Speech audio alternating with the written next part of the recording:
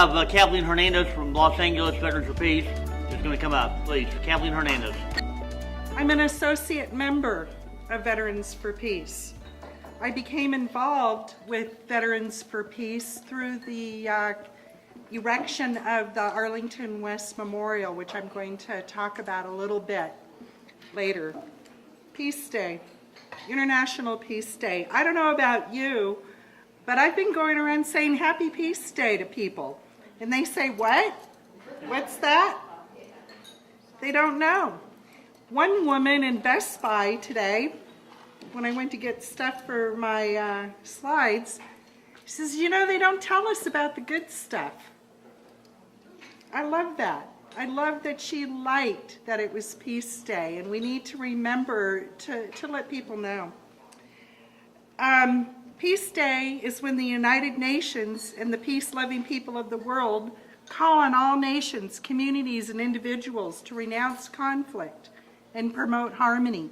I see that here in this community.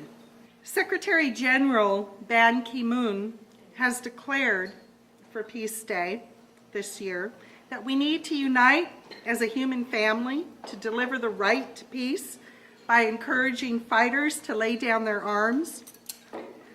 He says, let us stand in solidarity with the civilians killed by terrorism and war, the traumatized families whose homes and futures lie in ruins, the countries whose development have been set back by decades.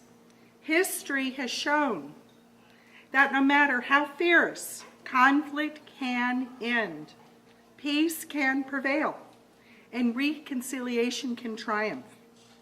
Today, on September 21st, in major cities and small towns like Desert Hot Springs, in conflict zones, in peaceful communities, people will broadcast this essential message. They will celebrate the value of human diversity and the strength of our unity. This is Secretary General speaking. He says, I urge every peace-loving person to engage with their friends and neighbors, their community organizations and governments. Together, let us demand the rights of the people to peace. Isn't that what Desert Hot Springs is doing? Isn't that what your mayor is doing?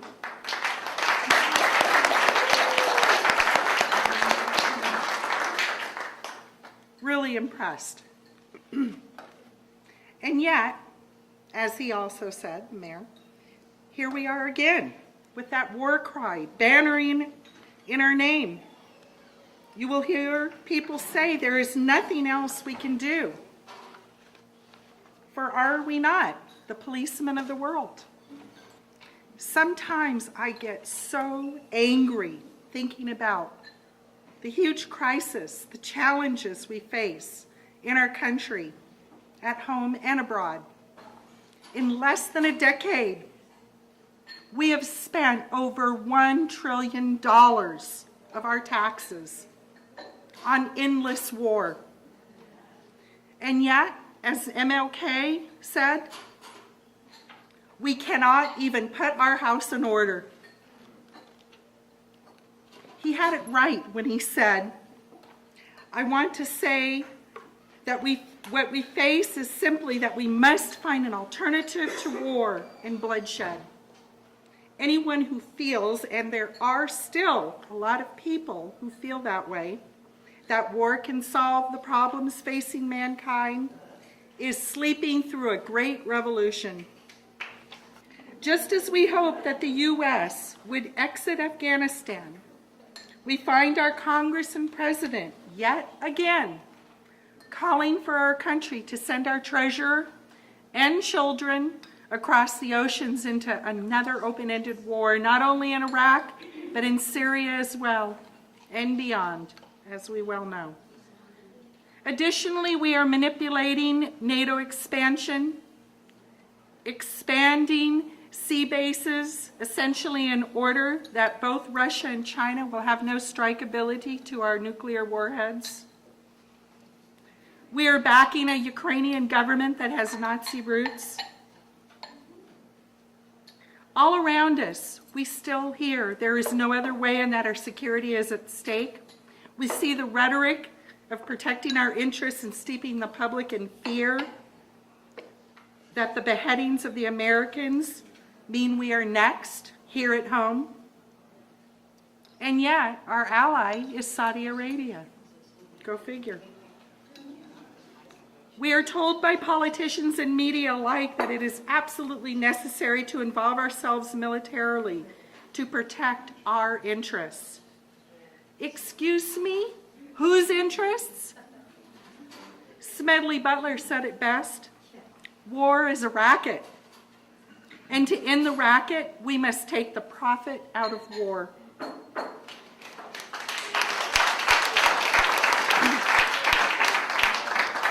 Just follow the money, the resources, and our military bases.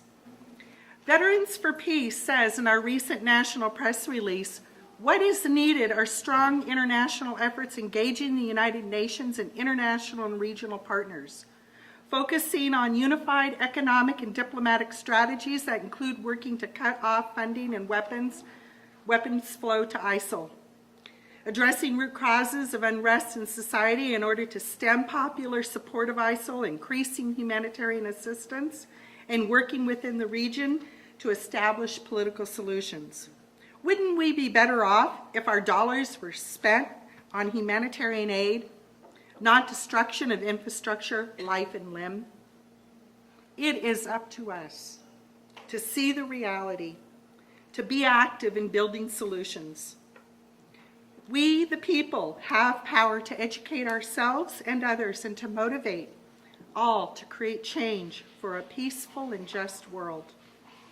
And again, I see that happening here in Desert Hot Springs with your mayor and the committees and the people. We can all do something, and taking action does make us feel better. I love this quote. It's one of my favorite quotes. Better to light a candle than curse the darkness. So we do this march every year on MLK Day. And we said terrorism is war, poverty, unemployment. I want to talk a little bit about Arlington West. And this is how I became involved. I never knew Veterans for Peace existed. And I started 10 years ago. This year is our 10-year anniversary of putting up this memorial every Sunday, rain or shine. We mark how many GIs have died by the coffins or boots or both, depending on how many there are over the years. It's changed depending on volunteers. You can see out in the field that there are red and white crosses. Each red stands for 10 and each white stands for 1. We've had to consolidate this because of lack of volunteers. We have tons of visitors. This is, stop for a minute, this is the wounded wall. We probably get more people looking at that than anything else. Well, I mean, they look at everything, but this somehow, it's the Iraqis and our GIs.